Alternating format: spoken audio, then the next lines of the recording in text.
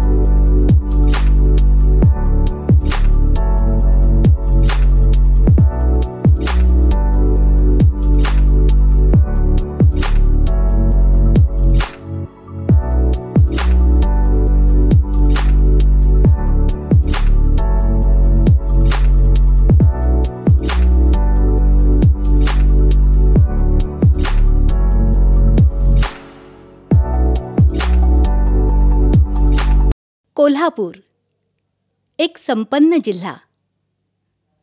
शहरापासून काहीच अंतरावर असलेलं हिरवाईचा शालू ल्यालेलं हे गाव तारळे.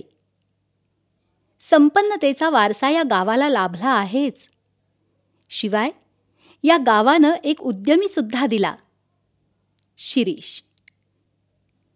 छोट्याशा गावातली ही छोटीशी शाळा, जिथं पहिलीपर्यंतचं त्यांचं शिक्षण झालं आणि त्यानंतर आई उषा आणि वडील विनायक यांनी मुलांच्या भविष्यासाठी म्हणून कोल्हापूरला आपलं बस्तान हलवलं. आज इतक्या वर्षांनी सुद्धा शिरीष यांनी तारळेशी असलेली आपली नाळ तोडली नाहीये.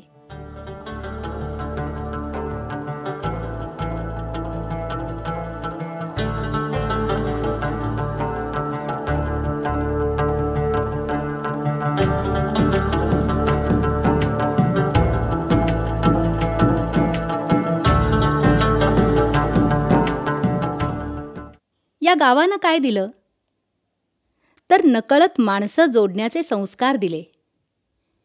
आयुष्य कष्टमय असतं हे शिकवलं. कष्टात सुद्धा माणसानं हसत राहावं हेही शिकवलं. आणि याच शिदोरीवर आज 60 वर्ष शिरीष यांनी यशस्वी वाटचाल केली आहे आपल्या गणगोतांसोबत. कोल्हापूरच्या विद्यापीठ हायस्कूलच्या मुशीतून तयार झालेला हा विद्यार्थी शिरीष खरं तर पुढच्या शिक्षणासाठी मुंबईला गेले, पण शिक्षण सोडून भावाच्या व्यवसायात मदत करायला धावले आणि इथंच रमले. इंजिनिअरिंगचं शिक्षण नसतानाही स्वतःची छोटीशी फॅक्टरी त्यांनी कोल्हापुरात उद्यमनगरामध्ये सुरू केली. महिंद्राचा मिळालेला पहिला जॉब स्वतः बसमधून घेऊन गेले आणि त्यानंतर त्यांनी कधीच मागं वळून बघितलं नाही. आज एक यशस्वी उद्योजक म्हणून त्यांची ओळख आहे. पण स्वतः शिरीष व्यक्ती म्हणून कसे आहेत तर माणसं जोडणारा माणूस हे वाक्य त्यांच्यावर चपखल बसावं असे. त्यांच्या या प्रेमळ आणि आपुलकीच्या स्वभावात गुंतलेल्या कन्येशी म्हणजेच सुस्मिताशी त्यांचा प्रेमविवाह झाला आणि राजसीच्या आगमनानंतर खऱ्या अर्थानं आयुष्याला सुरुवात झाली. सुट्टीच्या दिवशी सुद्धा काम करून व्यवसायात स्थिर होण्यासाठी तारळे गावची शिकवण उपयोगी पडली. कष्टाला जोड स्वभावाची मिळाली आणि यशाच्या एक एक पायऱ्या चढायला सुरुवात झाली. एका भाड्याच्या घरातून सुरू झालेला हा प्रवास जणू लुकलुकणाऱ्या ताऱ्यासारखाच होता. पण हा तारा स्वयंप्रकाशी आणि तेजस्वी होता यात शंकाच नाही. दिवसातले इतके तास कामात घालवल्यावर विश्रांतीची खरं तर गरज भासते. पण शिरीष यांच्या मते आवडीची गोष्ट मिळाली की आपोआप मनाला विश्रांती मिळते. या विश्रांतीसाठी सावरकरांचं साहित्य असो किंवा जुनी हिंदी मराठी गाणी असो, कळणार तुला भाव माझ्या मनातला. आणि त्यातलंच एखादं वहिदा रेहमान किंवा देवानंदवर चित्रित झालेलं असेल तर थकवा क्षणात दूर पळणार.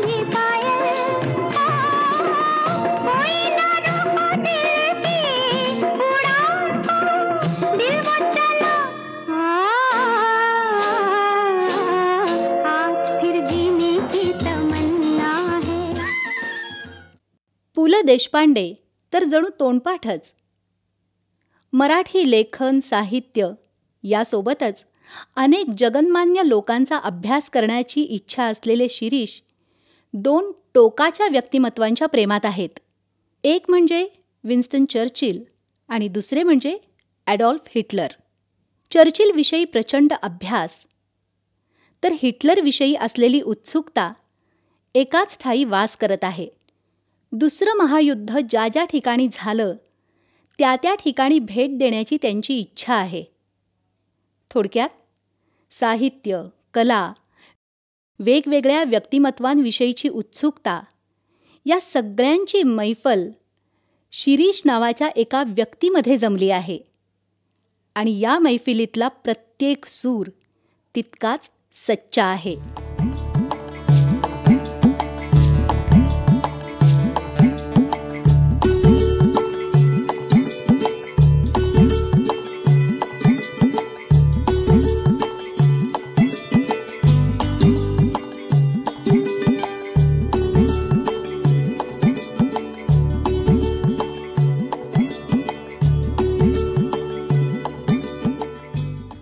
माणसांवर भरभरून प्रेम करणाऱ्या शिरीष यांनी नेहमीच माणसातल्या गुणांवर प्रेम केलं.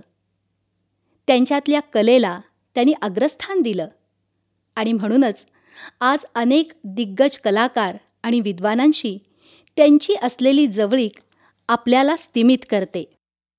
उदाहरणच द्यायचं झालं, कलेतले दिग्गज म्हणजेच विदुषी गंगूबाई हनगल, पंडित हरिप्रसाद चौरासिया, पंडित सुरेशजी तळवलकर, उस्ताद जाकीर हुसेन, शौनक अभिषेकी, राहुल देशपांडे, राकेश चौरासिया, चित्रपटसृष्टीतील आशुतोष गोवारीकर, इतिहासतज्ञ बाबासाहेब पुरंदरे, ज्येष्ठ उद्योगपती आनंद महिंद्रा यांच्याशी असलेले घरगुती संबंध त्यांनी खूप चांगले जपले आहेत. लुकलुकणाऱ्या तारका आणि प्रखर तेजानं तळपणारे तारे त्यांनी आपल्या आयुष्याच्या नभांगणात सामावून घेतलेले आहेत.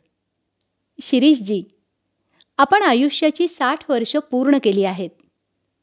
व्यक्ती म्हणून आपण स्वतःला समृद्ध तर केलं आहेतच, पण आपल्या सहवासात आलेल्या प्रत्येक व्यक्तीला आपण नवी दृष्टी देऊन समृद्ध केलं आहे.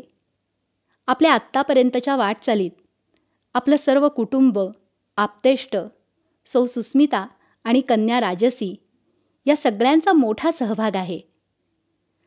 आम्हा मित्रपरिवाराकडून आपल्याला वाढदिवसाच्या शुभेच्छा.